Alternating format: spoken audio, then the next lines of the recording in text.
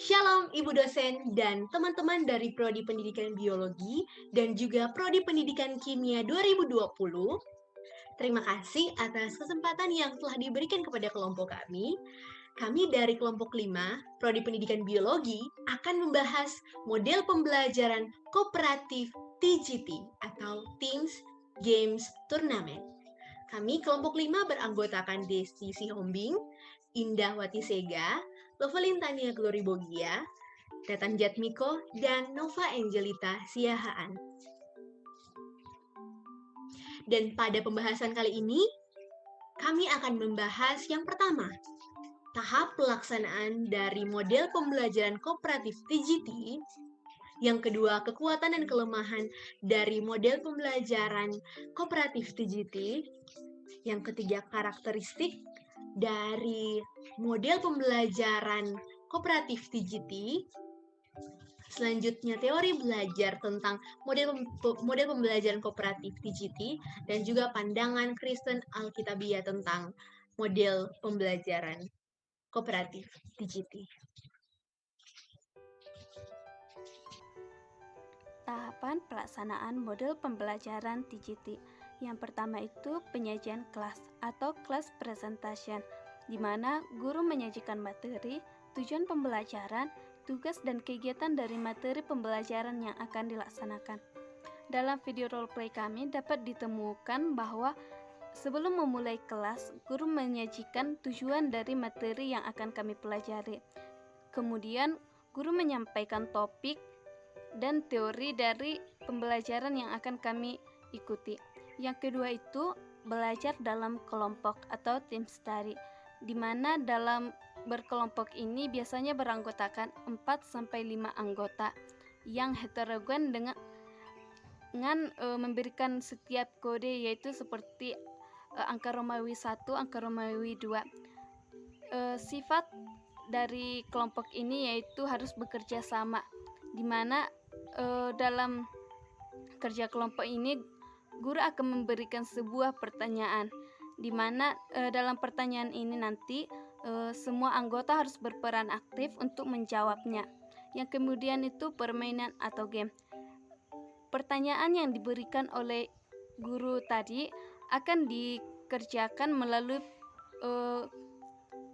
game ini, di mana dalam permainan ini berisikan pertanyaan yang dirancang oleh guru untuk menguji pengetahuan serta penambahan skor dalam turnamen sesuai dengan waktu yang ditentukan.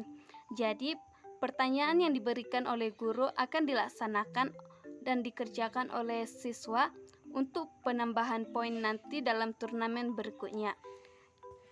Tahapan pelaksanaan model pembelajaran TGT yang keempat yaitu turnamen. Dalam turnamen ini biasanya dilakukan di akhir minggu atau pada saat setiap selesainya satu unit pembelajaran. Turnamen ini dilakukan setelah guru mempresentasikan dan menyajikan materi. Dalam turnamen ini nanti poin-poin yang didapat oleh siswa dalam games akan diakumulasikan, sehingga dalam turnamen nanti poin dari games dan poin dari turnamen akan menentukan kelompok siapa yang akan mendapatkan nilai tertinggi dari game tersebut. Dan pada akhirnya nanti akan ada pelaksanaan, yaitu penghargaan kepada kelompok yang memiliki tingkat nilai yang tertinggi. Dalam penghargaan kelompok atau team recognition ini, rata poin dari game dan turnamen akan diakumulasikan untuk memperoleh nilai tertinggi tadi. Dan kelompok yang mendapatkan nilai tertinggi tersebut akan diberikan suatu penghargaan atau rewards dari guru yang menyajikan pembelajaran tersebut. Oleh karena itu, ketika guru memberikan reward penghargaan terhadap kelompok yang memiliki nilai tertinggi, maka kelompok yang lain akan berusaha untuk mencapai nilai tertinggi tersebut, sehingga pada akhirnya nanti proses pembelajaran tersebut akan menambahkan semangat mereka untuk mengikuti pembelajaran berikutnya. Baik, sekarang saya akan menjelaskan kelebihan dan kekurangan dari pelaksanaan metode pembelajaran kooperatif DGT ini. Ternyata dari pelaksanaan dari materi pembelajaran yang kooperatif ini, terkhususnya secara spesifik dalam bentuk TGT ini, ternyata ada kelebihan dan kekurangan dari pembelajaran TGT. Kelebihan menurut Suwarjana itu dia rumuskan menjadi 8 poin. Yang pertama, lebih meningkatkan pencurahan waktu untuk tugas. Kemudian yang kedua adalah mengedepankan penerimaan terhadap perbedaan dari setiap individu. Yang ketiga, dengan materi yang sedikit dapat menguasai materi secara mendalam. Keempat, proses belajar mengajar berlangsung dengan keaktifan siswa. Kelima, mendidik siswa untuk berlatih bersosialisasi dengan orang lain. Keenam, motivasi belajar semakin ditingkatkan. Kemudian yang ketujuh, hasil belajar menjadi lebih baik. Dan juga yang kedelapan, meningkatkan rasa kebaikan, kepekaan, dan juga rasa toleransi. Nah, kelemahan dari TGT ini sendiri yang pertama bagi guru adalah sulitnya pengelompokan siswa yang mempunyai kemampuan heterogen dari segi akademis atau siswa yang memiliki setiap potensi dan karakteristik yang berbeda-beda. Nah, tetapi kelemahan ini akan diatasi jika guru bertindak sebagai pemegang kendali teliti, dan juga dapat diatasi jika guru tersebut mampu menguasai kelas secara menyeluruh.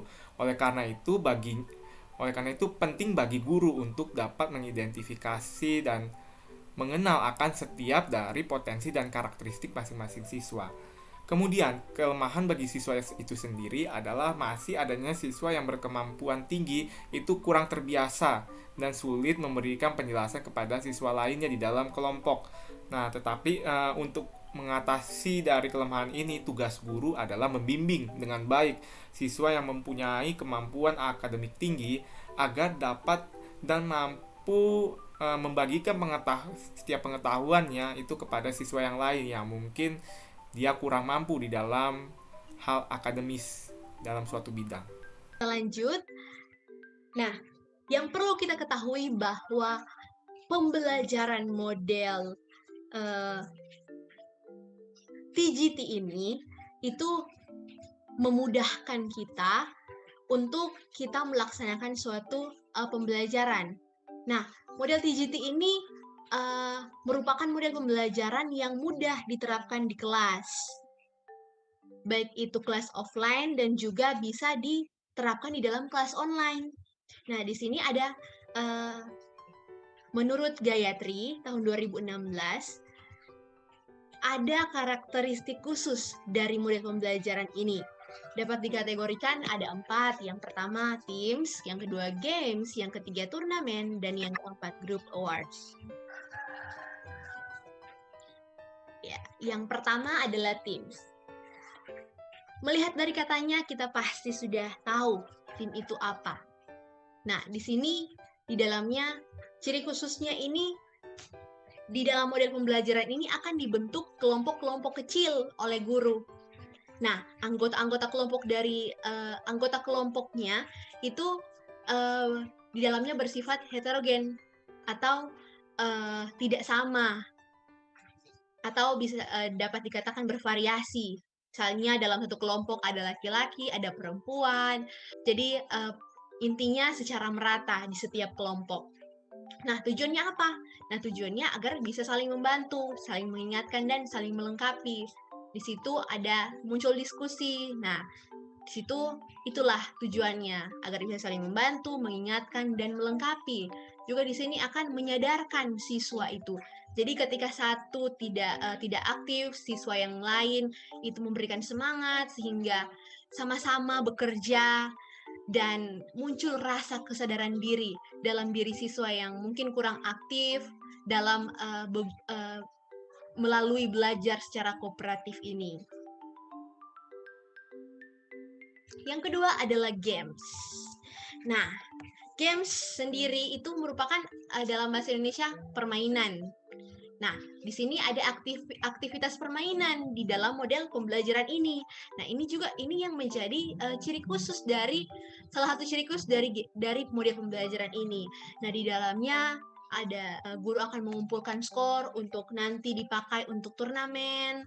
Lalu dalam games ini akan melibatkan seluruh siswa. Nah,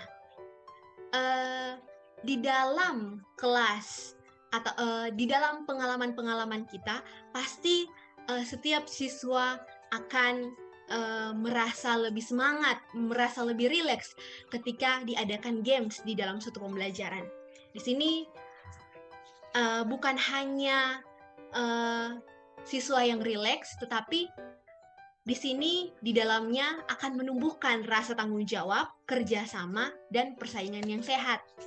Tetapi di dalamnya melibatkan seluruh siswa dan pembelajaran terjadi secara menyenangkan.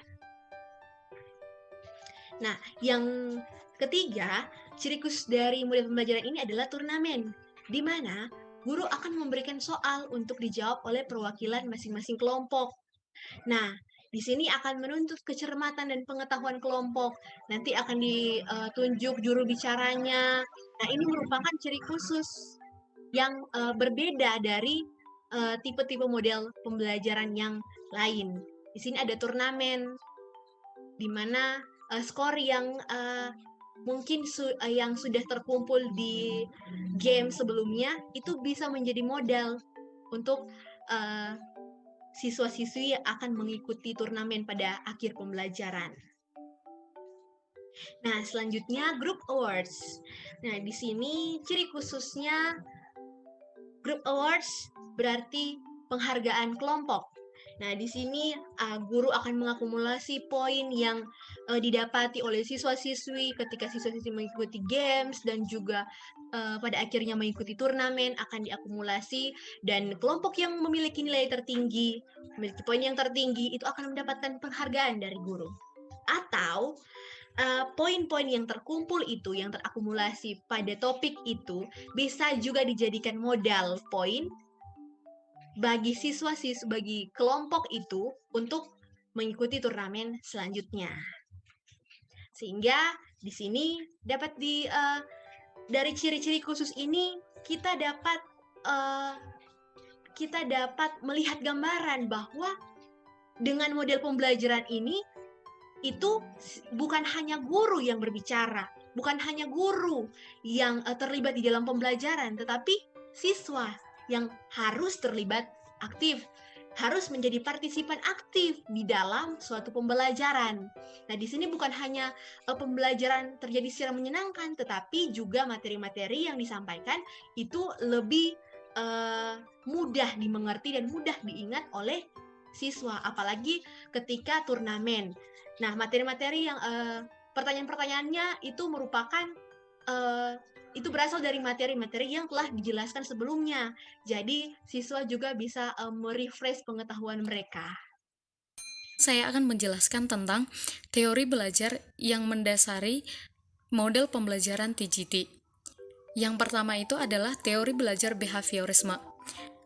Teori belajar behaviorisme menjelaskan bahwa belajar adalah perubahan perilaku yang dapat diamati, diukur, dan dinilai secara konkret.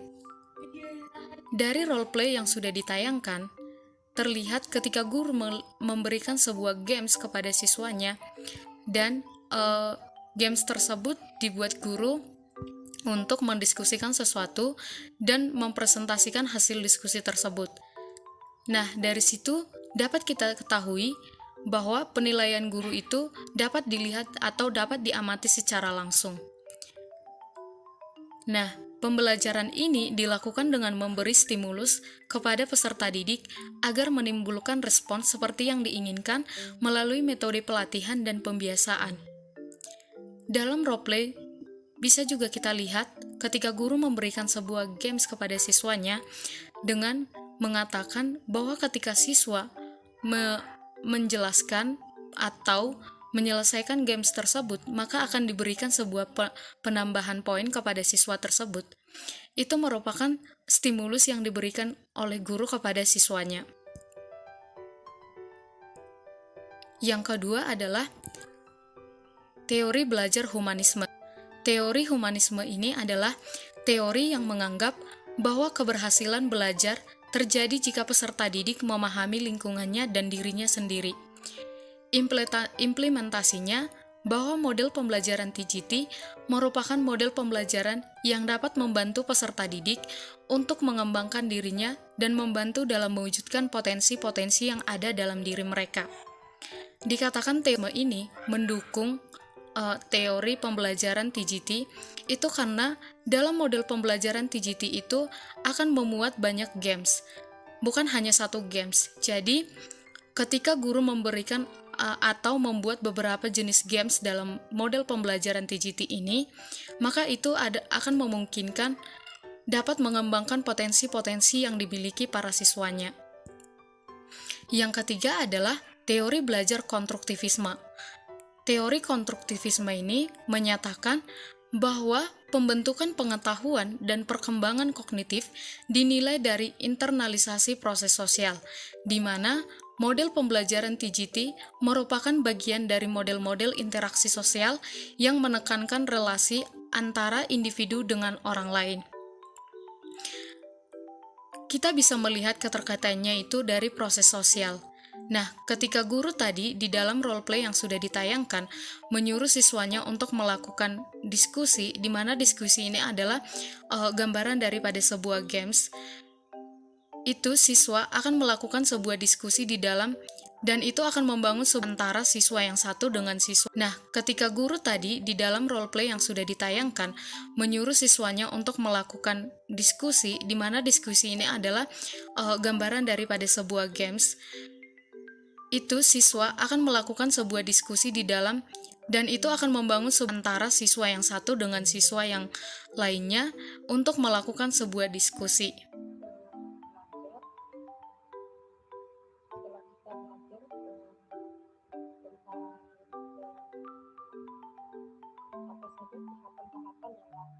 Metode pembelajaran kooperatif TGT. Sekarang kita akan belajar tentang penerapan praktikal. Apa yang dikatakan tentang metode pembelajaran kooperatif tipe TGT. Dalam model pembelajaran kooperatif tipe TGT ini, murid dibagi dalam kelompok-kelompok belajar, kelompok kecil. Kemudian kelompok ini bertujuan untuk melatih panggilan mereka sebagai gambaran awal, menolong dan mendorong untuk membuat pilihan dan keputusan yang bertanggung jawab. Jadi dengan menggunakan metode pembelajaran kooperatif tipe TGT ini itu melatih siswa untuk bertanggung jawab, ya. Bagaimana dia membuat pilihan dan keputusannya dengan bertanggung jawab. Kemudian dengan menggunakan metode pembelajaran ini juga mampu mengatasi individualisme yang mementingkan dirinya sendiri dan meningkatkan sikap pelayanan secara bersama-sama.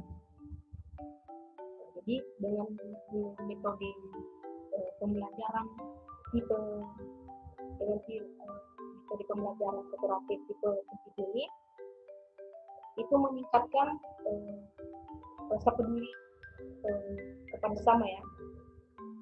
Bagaimana mereka akan bekerja sama dalam mengatasi sebuah keputusan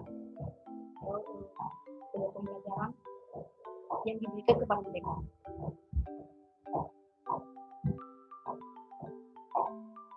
Kemudian selain bertanggung jawab pada diri sendiri dengan adanya metode pembelajaran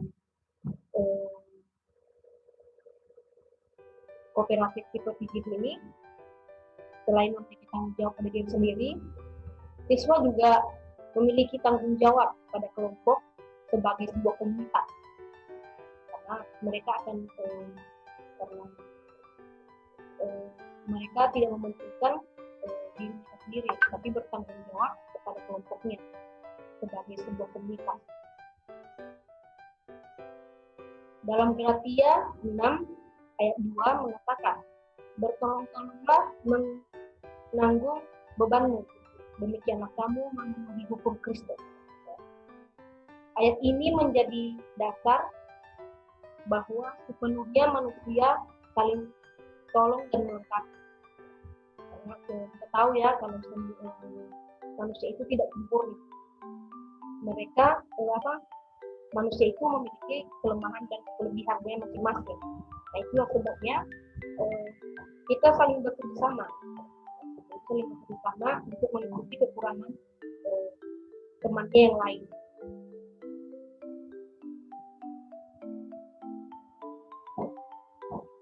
Hal ini sama seperti prinsip Allah Tritunggal ya, di mana setiap pribadi memiliki perannya masing-masing. Bapa sebagai pencipta, Anak melakukan karya penebusan, dan Roh Kudus melahirkan dan menguduskan kita. Jadi begitu juga dengan para siswa, mereka memiliki perannya masing-masing dalam sebuah kelompok yang sudah dibentuk oleh guru.